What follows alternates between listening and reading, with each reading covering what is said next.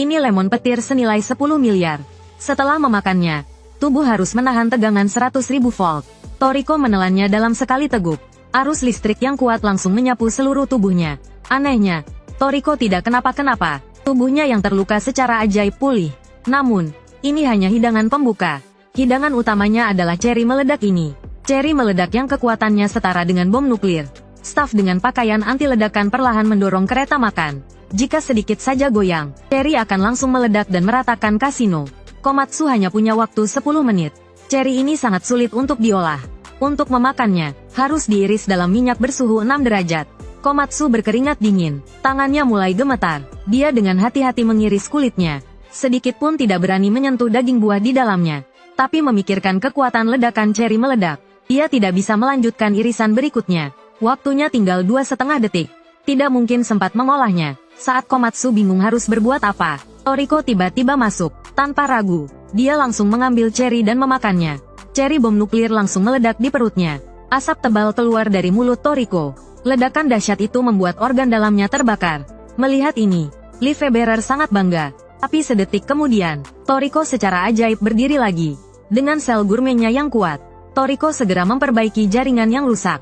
Karena memakan ceri meledak, tim Toriko mendapat kesempatan untuk bertukar bahan makanan dengan Lifebearer. Dia meminta 200 poin lemon petir dari Lifebearer. Dan sebagai gantinya, dia memberikan Panda Benik 250 poin. Semua orang terkejut. Jika Lifebearer menerima Panda dan mengalahkannya, maka tim Toriko akan kalah. Tapi Lifebearer terlihat muram, karena dia sudah mengetahui niat Koko. Meskipun dia bisa mengalahkan Panda, untuk menghemat energi, dia melepaskan kartu ini. Dan Toriko, dengan tubuh yang terluka, memakan lemon petir 100.000 volt. Tapi perjudian belum berakhir. Sekarang giliran Lifebearer memilih kartu. Dia langsung memilih pisang listrik 180 poin. Listrik yang terkandung dalam pisang ini 10 kali lipat dari lemon petir. Orang biasa akan langsung mati jika memakannya. Tapi Lifebearer tidak panik. Dengan ingatan ribuan penjudi, mengolah bahan ini seperti mengambil sesuatu dari kantong. Setelah dengan mudah menghabiskan pisang listrik, skor Lifebearer kembali unggul 130 poin. Semua bahan yang tersisa hanya bernilai 80 poin. Bahkan jika tim Toriko memakan semuanya, mereka tidak mungkin melampaui Lifebearer. Lifebearer yakin dia sudah menang. Jadi dia sengaja memilih kartu yang salah. Dan meninggalkan semua bahan yang tersisa untuk tim Toriko. Namun Koko tidak menyerah. Selanjutnya, dia memilih 3 bahan berturut-turut. Kadal batu raksasa. Toriko melahap semuanya. Sekarang selisih poinnya dengan Lifebearer tinggal 60. Dan saat ini, hanya tersisa satu bahan makanan di meja. Yaitu, kentang beracun yang sangat mematikan. Racun kentang ini 1000 kali lebih kuat dari ikan paus tugu. Karena sebelumnya Lifebearer sudah menyerah pada Panda Banryo. Jika dia menyerah lagi, dia akan kalah dalam pertandingan. Tapi jika dimakan, dia akan mati keracunan. Bagaimanapun, ini adalah taruhan yang pasti kalah. Tapi sebagai pemain veteran di kasino, bagaimana mungkin Lifebearer membuat kesalahan konyol seperti itu? Di kasino gourmet, tidak ada makanan yang tidak bisa dia makan. Bahkan kentang beracun ini, dia tahu cara memasaknya. Namun, saat Lifebearer sedang asyik menyombongkan diri, kata-kata Koko membuatnya tercengang. Apakah kau ingat urutan makanan yang kau makan hari ini?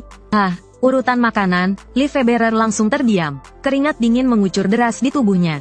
Urutan makanan yang baru saja dia makan sepenuhnya sudah diperhitungkan oleh Koko. Meskipun racun kentang beracun dapat dihilangkan dengan cara memasak, tetapi dengan whisky tropis dan pisang listrik, racun tersembunyi di dalamnya justru akan meningkat puluhan kali lipat. Jika Lifebearer berani memakannya, dia pasti akan mati. Sedangkan Toriko justru sebaliknya, bahan makanan yang dia makan justru memulihkan staminanya. Lifebearer semakin kesal. Kemudian dia mengaktifkan saklar tersembunyi di otaknya. Meskipun racun kentang beracun tidak dapat dihindari, dia dapat memblokir semua saraf rasa sakitnya, lalu melapisi perutnya dengan lapisan pelindung. Dengan begitu, racunnya tidak akan diserap oleh tubuh.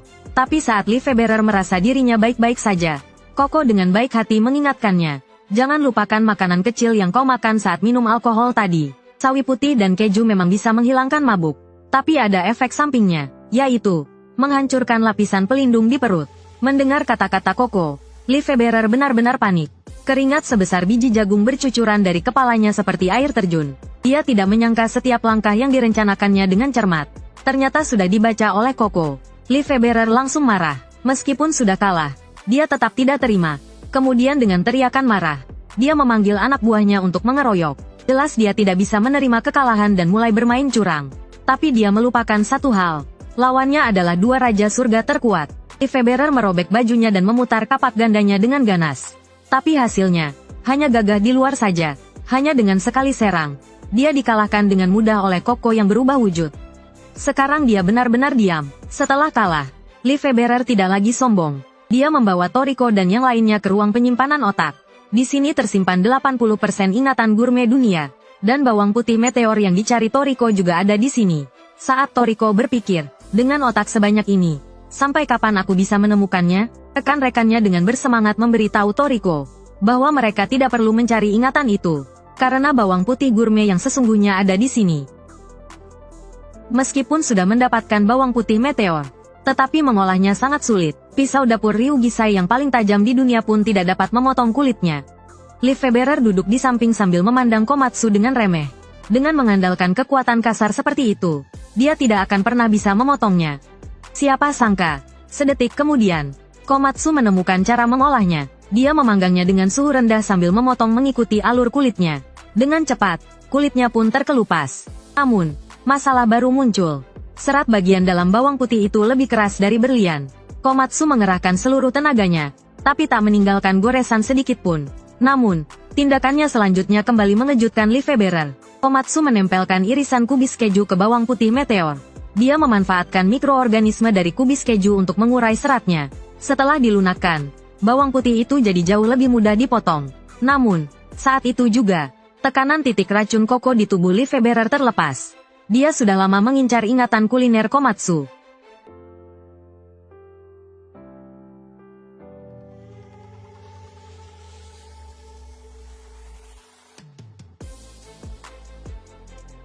Awalnya dia ingin memakan kepala Komatsu, tapi semangat Komatsu dalam mempelajari seni kuliner menyentuh hati Lefebvre. Itu mengingatkannya pada dirinya sendiri yang dulu juga penuh semangat dalam memasak. Dengan bimbingan Lefebvre, bawang putih meteor itu pun segera selesai diolah. Siung bawang putih seindah permata muncul di hadapan mereka. Setetes cairan emas menetes dari ujungnya. Panas dari tepan melemparkan bawang putih itu. Bawang putih sekeras meteor itu mekar seperti kembang api dengan warna-warna indah. Bagian intinya jatuh di atas meja seperti meteor. Dari bawang putih seberat ribuan kilogram, hanya bagian kecil ini yang bisa dimakan. Tapi, yang terkonsentrasi adalah esensinya. Setelah makan bawang putih itu, Komatsu berubah dari kurus menjadi berotot. Tubuh Lefebvre juga menjadi lebih besar.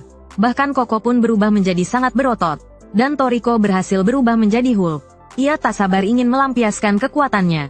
Maka, ia langsung mengincar raja negara itu. Pemerintahan diktatornya lah yang membuat rakyat di sini menderita. Dan koki pribadinya, Joye, adalah bos terakhir versi anime.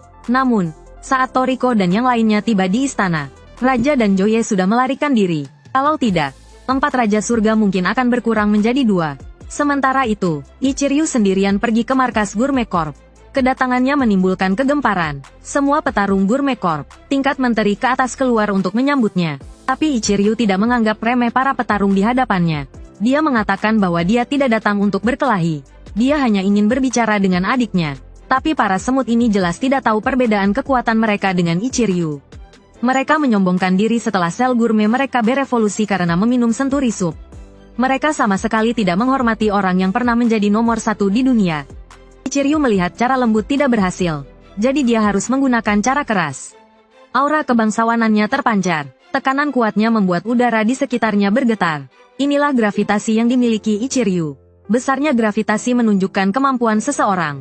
Dan gravitasi Ichiryu seperti planet, membuat orang tidak bisa bergerak. Melihat mereka akan musnah, bos Gourmet Corp, Midora, turun tangan tepat waktu. Dia menggunakan gravitasi yang lebih kuat untuk menarik mereka kembali. Melihat orang yang dicarinya keluar untuk menyambutnya, Ichiryu menarik gravitasinya dan menjelaskan tujuan kedatangannya. Tapi Midora sama sekali tidak ingin mendengarkannya, dan dengan belak-belakan mengatakan bahwa dia ingin memonopoli God dan menguasai dunia. Ichiryu melihat Midora bersikeras, jadi dia tidak membujuknya lagi. Dia memperingatkan Midora dan eksekutif Gourmet Corp lainnya, jika mereka benar-benar memulai perang untuk memperebutkan God, dia tidak akan menahan diri seperti hari ini.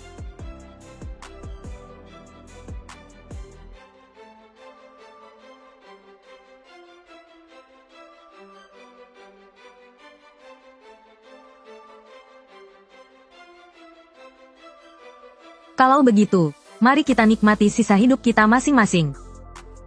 HMPH, kau masih bisa menunjukkan ekspresi seperti itu, kakak. Nenek tua ini tidak sederhana. Dia adalah salah satu koki legendaris manusia. Mencicipi masakannya sangat sulit. Bahkan orang seperti Toriko harus memesan 4 tahun sebelumnya. Nenek Setsuno membuka restorannya hanya berdasarkan suasana hatinya. Hanya buka sebulan sekali. Pembukaan restorannya selalu jadi berita besar. Meskipun restorannya sederhana, tapi tidak pernah kekurangan pelanggan. Dalam waktu singkat, restoran sudah ramai pengunjung. Bahkan jika tidak bisa mencicipinya, mencium aromanya saja sudah merupakan kebahagiaan yang tak terkira. Harum sekali, entah berapa banyak orang yang iri pada mereka berdua. Mulut Toriko seperti keran air. Air liurnya terus mengalir. Semangkuk oyakodon sederhana saja sudah membuat mereka tercengang. Entah apa reaksi mereka saat melihat hidangan utamanya. Saat nenek Setsuno membuka tutupnya, mereka berdua tertegun. Tidak ada apa-apa di dalamnya. Mungkinkah senturi sup yang legendaris itu hanyalah udara? Namun, jika diperhatikan lebih dekat, terlihat asap keluar dari panci. Disusul aroma harum yang semerbak. Menciumnya saja serasa sudah menyantap berbagai macam bahan makanan. Nenek Setsuno menjelaskan kepada mereka berdua, karena senturi sup sangat jernih, sehingga terlihat seperti tidak ada apa-apa. Membuat hidangan ini tidaklah mudah. Nenek Setsuno telah merebus beberapa bahan makanan terbaik abad ini selama 6 bulan penuh. Dan setiap hari ia harus membersihkan buih di permukaannya, hanya menyisakan saripati kaldu. Ia menuangkan semangkuk sup untuk mereka masing-masing. Meskipun terlihat seperti air biasa, menyeruputnya serasa menikmati makanan selama seabad. Rasanya seluruh tubuh menjadi segar. Lalu Komatsu, dia seperti ditekan tombol pause. Ada apa, Komatsu? Komatsu. Maaf, Komatsu benar-benar tenggelam dalam kelezatan sup tersebut. Ia merasa, ada yang kurang dalam sup itu. Nenek Setsuno sangat terkejut. Ia melihat bakat Komatsu. Ini pertama kalinya sejak Nenek Setsuno membuka restoran. Ada yang mengomentari masakannya. Ia membuka ruang bawah tanah dan membawa mereka berdua turun. Ternyata di bawah restoran sederhana itu terdapat tempat yang begitu megah.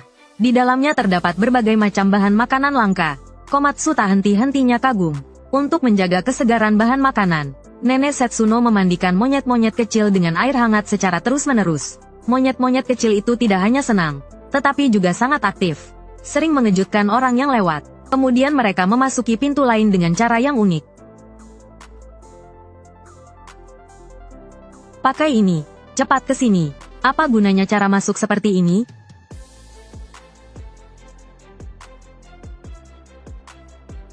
Di tengah perjalanan, Nenek Setsuno memberitahu Komatsu bahwa ia hanya membuka restoran sebulan sekali. Bukan karena suasana hatinya, melainkan karena bahan makanannya. Jika kau tidak bisa memahami hal ini, maka kau hanyalah koki setengah matang. Tak lama kemudian, sebuah panci sup raksasa muncul di depan mereka. 100 Toriko pun takkan bisa memeluknya. Nenek Setsuno melompat ke atas panci.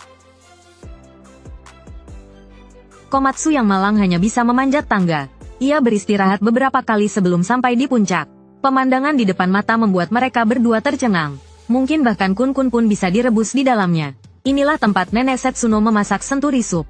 Berbagai macam hewan langka berkumpul di dalamnya. Namun, Nenek Setsuno mengatakan bahwa ini masih belum selesai. Tapi sebenarnya, sup ini belum selesai. Bahannya ternyata ada tulang burung sutera dan kelapa tambang. Ditambah bawang mekanik, kombinasi yang luar biasa. Nenek Setsuno memang hebat. Benar, kan? Tapi sebenarnya, sup ini masih belum selesai. Kalau diperhatikan lebih dekat, ada tulang ikan todak Jerman. Katanya, bau amis dan buihnya tidak akan hilang selama berbulan-bulan. Tapi tidak ada bau amis sama sekali. Hebat sekali. Nenek Setsuno. Benar, kan? Hebat, kan? Tapi, sebenarnya, sup ini masih belum selesai. Lambat sekali, cepatlah sadari. Senturi sup yang sesungguhnya terbentuk secara alami. Dia pernah mencicipinya sekali. Dia ingin membuatnya sendiri, tapi selalu merasa ada yang kurang. Jadi, Nenek Setsuno berencana meminta Toriko dan Komatsu untuk mencari senturi sup yang langka ini, untuk melengkapi rasa yang hilang. Suhu minus 80 derajat, badai dingin yang melebihi 30 meter per detik. Setiap napas yang dihembuskan langsung membeku menjadi es. Yang lebih parah lagi, pecahan es tajam berterbangan dan menembus apapun di sepanjang perjalanan. Ribuan pemburu dengan cepat berkurang menjadi kurang dari 100. Satu persatu, orang-orang terus tertinggal. Ini adalah neraka es, tempat terdingin di benua ini. membekukan senturi sup terlezat di dunia. Setelah seharian melakukan perjalanan jauh, Toriko dan Komatsu akhirnya tiba di kedalaman neraka es. Berbeda dengan daerah yang sangat dingin di luar, di sini tidak hanya tidak dingin, bahkan agak hangat. Mengira bahaya telah berlalu. Siapa sangka saat itu, musuh baru muncul. Yang datang adalah wakil koki Gourmet Corp, Tomirot. Ini pertama kalinya dia bertemu Toriko. Dengan gembira, dia memeluk Toriko erat-erat. Selamat tinggal. Tapi sedetik kemudian, wajahnya yang buruk langsung membeku. Ternyata Toriko menjepit tangannya dengan otot perutnya. Tidak bisa ditarik keluar bagaimanapun caranya. Pertarungan jarak dekat adalah keahlian Toriko. Dia langsung melancarkan jurus 10 Renkugi Punch ke arah Tomirot. Siapa sangka, Tomirot membuka mulutnya lebar-lebar.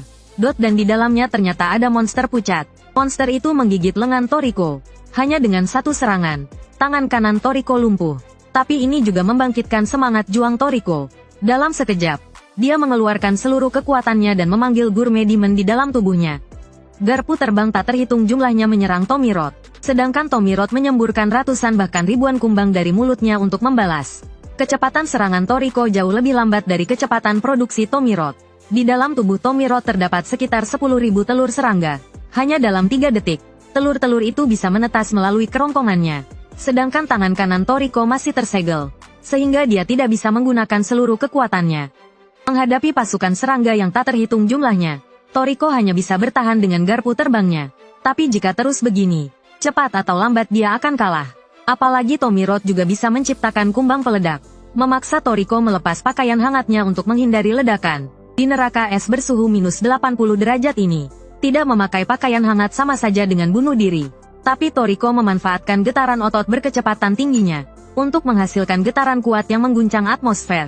Menghasilkan panas yang sangat besar untuk mencairkan es di tangan kanannya. Namun dalam kondisi ini, Toriko menghabiskan puluhan ribu kalori energi setiap detiknya, dan tidak bisa mempertahankannya untuk waktu yang lama. Tomirot juga memiliki batas dalam membuat serangga. Dia paling banyak hanya bisa memproduksi 1000 serangga lagi. Jumlah serangga Tomirot terlalu banyak. Toriko akhirnya kehabisan tenaga lebih dulu.